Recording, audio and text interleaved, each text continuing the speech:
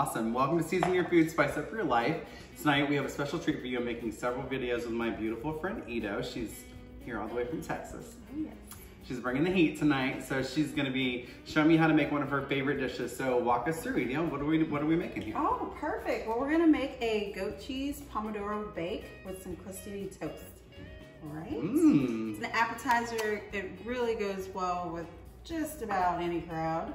So the first thing I want to point out is our ingredients. So you can choose any can of whole peeled tomatoes that you choose, and Rob picked out some delicious tomatoes. I also used fresh Campari tomatoes that you want to quarter a little bit. That just adds a little more texture to it when it's breaking down.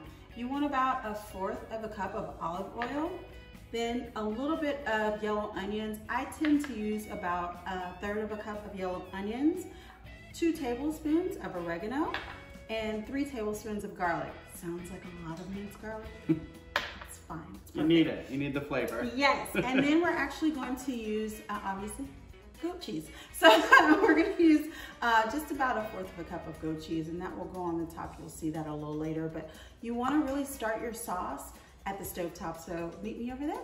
And we're back. All right, so we're gonna put our stovetop to about a medium high. Then the first thing you want to do is introduce that olive oil to the pan. So really want to get those onions going. Next, we're going to use our yellow onions. Let's put those in there. Okay. Then we're going to add our whole, or chunks, of the Campari tomatoes. How many tomatoes did you use, Ito?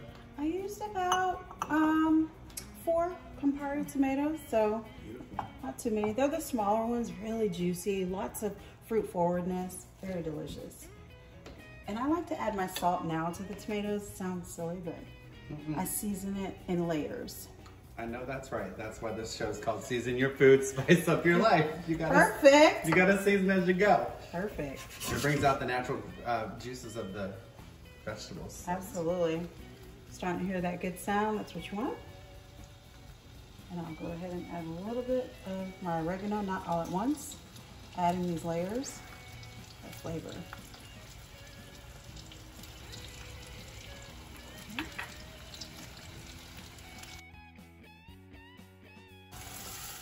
You want to give it a little bit of a stir to start incorporating all these flavors.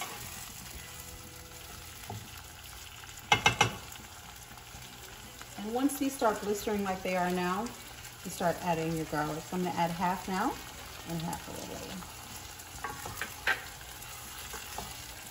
Savor the flavor. Spicing up your life. This is what is happening.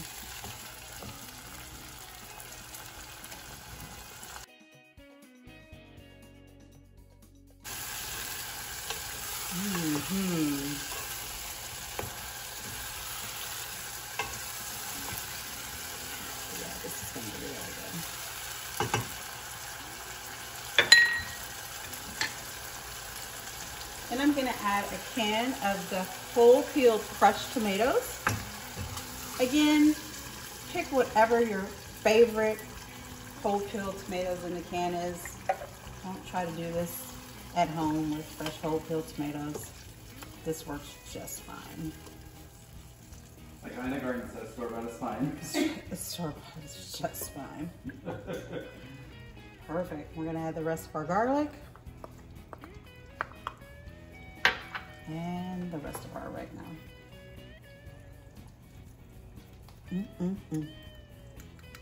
Perfect. Give it a stir. This needs to simmer for about 20 minutes.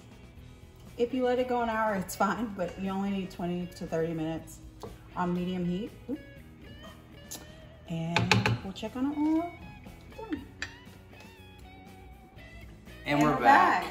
All right, so my Pomodoro has been simmering for about 30-35 minutes, and now we're ready to roast the goat cheese on top of the Pomodoro. This is a great appetizer for just sitting and catching up with friends. So we're gonna start with just any type of goat cheese you'd like to use. This is just a plain goat cheese, and you just really sprinkle it. It's about a cup's worth, so we're not being stingy with that. No. Oh and you want to put it right around the center of any type of casserole pan, and we have a lovely baking dish here that we're using.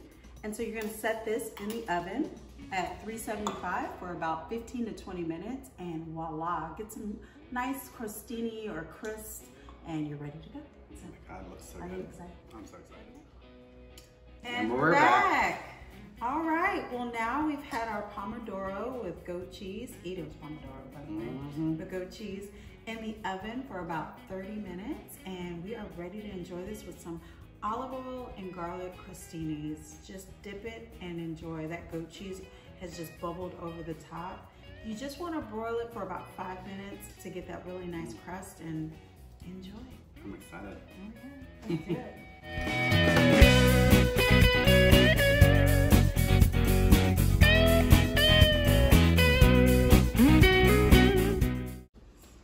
Make sure I'm good too. A few changes to myself.